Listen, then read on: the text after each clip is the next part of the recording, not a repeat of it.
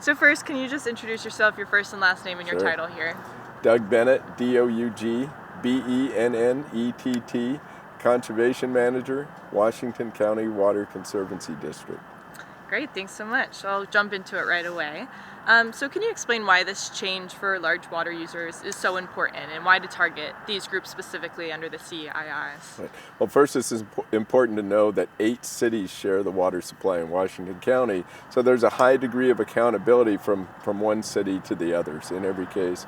We have an agreement where all those cities agree to abide by certain standards and requirements, and this new policy would help us ensure that one city cannot approve an extremely large water user that might impact the water supplies available to their neighboring cities. Are past water users grandfathered in, or is this going to apply to them as well? This would only apply to new users, so it would have no impact on the large users that might already be in the region. It also has no impact on those who say that they have their own water supply and their own infrastructure. Only if they're to receive water or service from the city or from the Water Conservancy District would this policy apply. So I saw there's a few different requirements that they may undergo. That includes proving that they serve public interest and then add water efficiency measures. What does that look like specifically? Well, a good example would be hospitals. We specifically exempted hospitals, and a hospital may require anywhere from 30 to 50 million gallons per year, and so they would fall into the category of a very large user. But a hospital serves a critical public interest. So we felt like a hospital was going to be able to meet all those requirements, and we exempted it in the policy up front. So any example, it could be something that creates jobs, something that provides an essential service in the community. And I think that scrutiny is going to be up to the committee that reviews them to make a joint decision about what benefits the citizens that we serve and is a worthwhile investment of a large amount of water. If they were to add more water efficiency measures, what would that include? Well, you just want to make sure that if they are coming in, that they are committed to use the most effective water efficiency measures. So you not only expect the typical, like efficient plumbing fixtures and things like that. That's pretty routine. But you might want to see some high technology approaches that would dramatically reduce our water use. A good example would be this policy would come into play if somebody wanted to establish a data center in Washington County. This policy would definitely come into play. But there are new technologies that allow data centers to operate with much less water. Now, typically they don't want to implement that technology, but you could push them, if they wanted to be here, to have to implement something that you wouldn't ordinarily see in a typical application. You mentioned data centers. What types of groups would this most likely reflect in Washington County?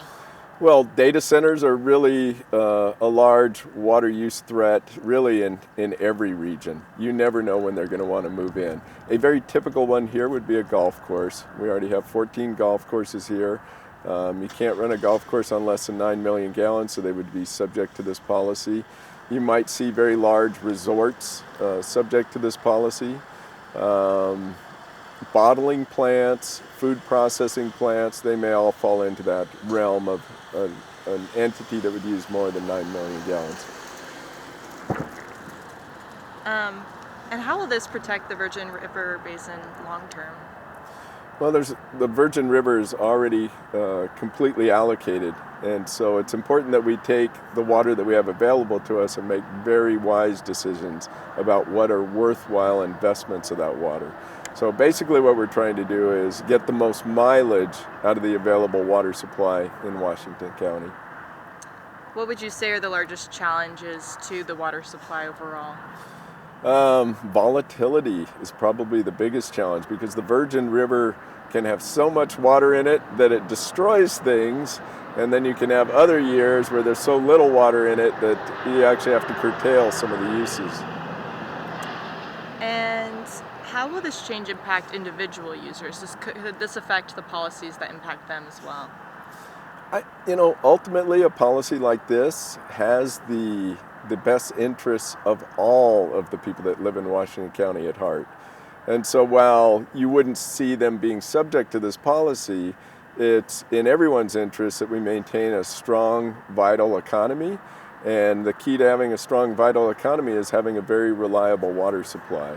So you don't want to overextend your commitments and then find yourself in a quandary because of a drought or inadequate reservoir storage. So all these things work hand in hand to ensure that we're managing the supply, and we're managing it for everyone that lives in Washington County. So you think with policies like this, will this make us kind of okay with just the Virgin River Basin, or is that an ongoing growth as well? Water is always a challenge everywhere. What really helps us is reservoirs. So being able to take the Virgin River when we have strong flows and be able to bank that water into our reservoirs, that's critical to us. It always has been, to be able to store water in wet years and be able to call upon that water in dry years. That's almost the key to being able to live in urban areas in the western U.S. And was this requested at all by the public? I know just in my reporting, people have brought up some concerns with golf course users, for example. The public definitely wants to see their water managed effectively. The cities, the municipalities themselves, like the idea of a uniform policy and a uniform process. They like the idea of being accountable to each other. They understand that we all have straws in the same glass, and that if one of those entities were to put a larger straw into the glass, it has an impact on the others that draw from that supply. So the cities themselves were asking for a unified approach to dealing with these very large users. And can you kind of walk through an example of maybe a user that comes into play and what the process would be of approving it? So we have a committee that's called the Administration Advisory Committee, and it consists of 16 members. So the mayor and typically the city manager of each of the 8 cities we serve would be on that committee. An applicant would come in, they'd fill out an application with some core information on it.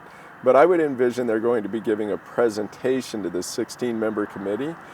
We need at least 11 members of that committee to embrace that application for it to be able to be implemented.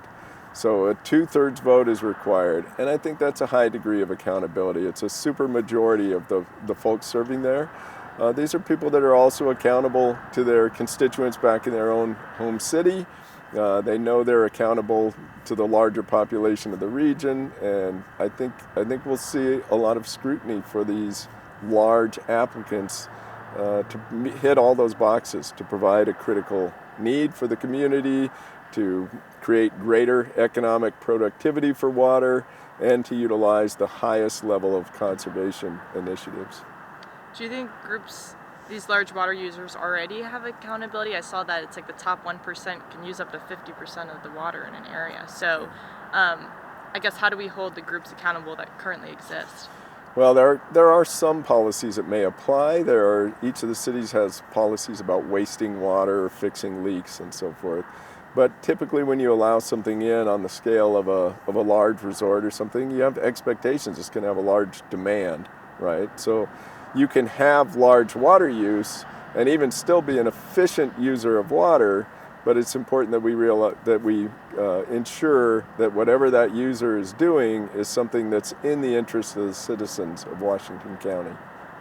And then finally, do you have any views on golf courses specifically? Because I know you mentioned there's 14 in our general area, and they're known for using a lot of water. They also bring tourism. So kind of what's the balance with them with our growth? Well, I think what's important for any large water user is that they are doing everything they can to manage the resource effectively. So there's still plenty of room in the golf industry for us to have effective and functional and desirable golf courses that can operate on a smaller water footprint. I think there's still a lot of potential for water conservation in the golf industry.